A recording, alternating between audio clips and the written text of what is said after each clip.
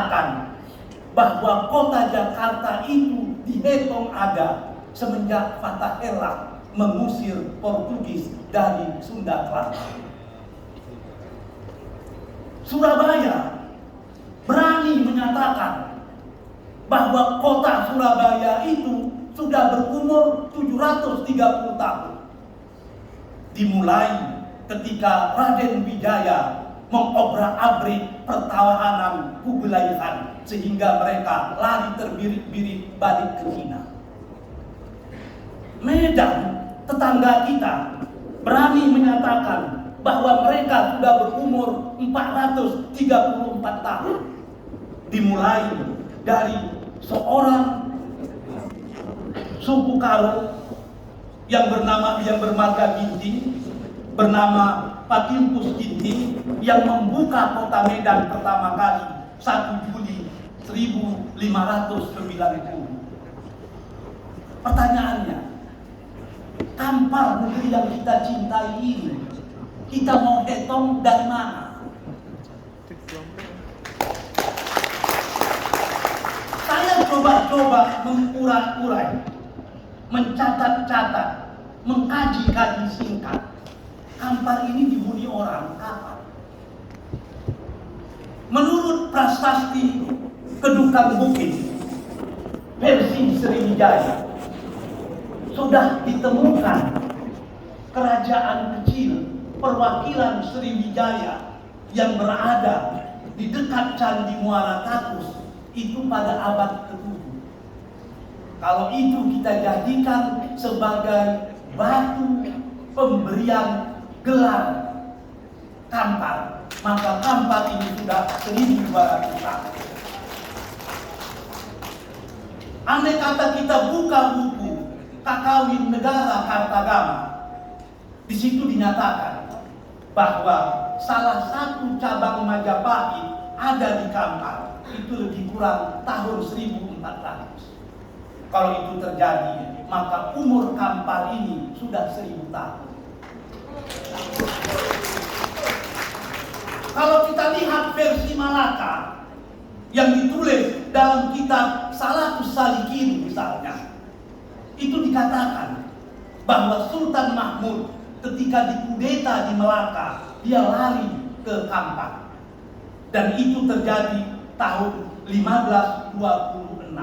2 tahun dia bermukim di sini, menjadikan Kampar bahagian dari Melaka. Kalau kita ikuti teori ini, maka Kampar sudah 498 tahun.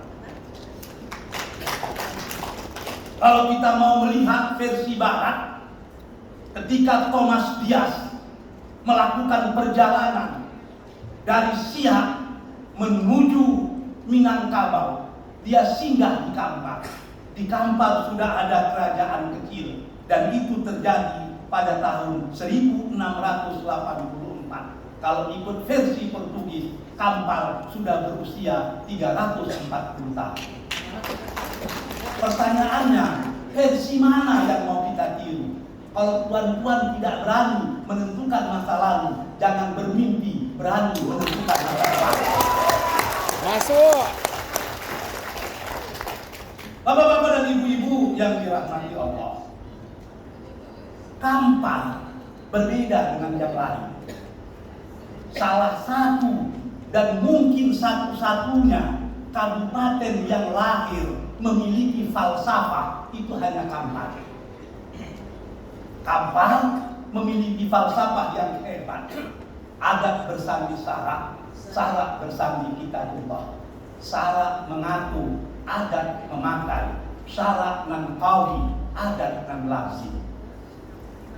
Agama menjadi ruh bagi masyarakat Kampar, menjadi harga diri bagi masyarakat Kampar. Agama Islam yang dipahami orang Kampar, agama Islam yang mencerahkan, mencerdaskan, rahmatan lil alamin. Paham keagamaan yang mengajak, bukan mengejek. Paham keagamaan yang merangkul, bukan memukul. Paham keagamaan yang selalu memberi ajaran yang baik, bukan memberi ajaran yang fasik. Ini harga diri orang Kampar. Sebab bagi Kampar, falsafah hidup inilah kekayaan mereka. Inilah ideologi hidup kita. Kata orang 13 Kota Kampar, if you lost your money, you lost nothing. If you lost your health, you lost something. But if you lost your ideology, you lost everything.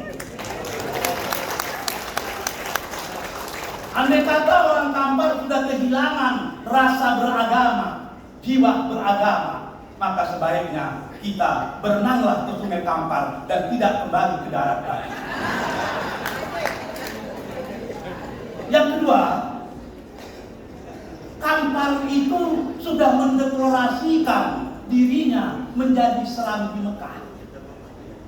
Mekah itu kalau kita lihat hari ini menjadi satu kota yang metropolitan, multikultural. Dari seluruh masyarakat di dunia ada di Mekah. Mekah menjadi miniatur dari alam semesta. Apakah konsep Serambi Mekah Kampar yang dari dulu kita lantun-lantunkan masih juga kita pakai sampai hari ini? Atau itu hanya tinggal pusaka-pusaka yang dapat kita lihat dalam belantika kenangan saja? Ketiga, kehebatan Kampar. Kampar memiliki hasil bumi yang melimpah. Kalau hasil bumi ini diatur dengan baik-baik, dimanage dengan sempurna, maka Kampar akan menjadi bumi gemah limpah lok jenawi. Kampar akan menjadi segenggam tanah surga yang dititipkan Allah di bumi. Untuk itu, ke depan, Kampar harus punya grand design. Harus punya sesuatu yang kita tuju. Tidak berjalan apa adanya, tapi punya planning yang nyata. Sebab, kata orang Kampar kiri, failing to plan is planning to fail. Kalau kita sudah tidak punya perencanaan, siap-siaplah untuk menerima kegagalan. Ada beberapa grand design ke depan yang bisa saya tawarkan kepada tuan-tuan. Yang pertama, pembangunan Kampar ke depan harus bermarwah dan bermartabat. Marwah isinya iman dan takwa. Martabat adalah teknologi, sains, dan seterusnya. Saya pernah bercerita dengan Pak Kamso.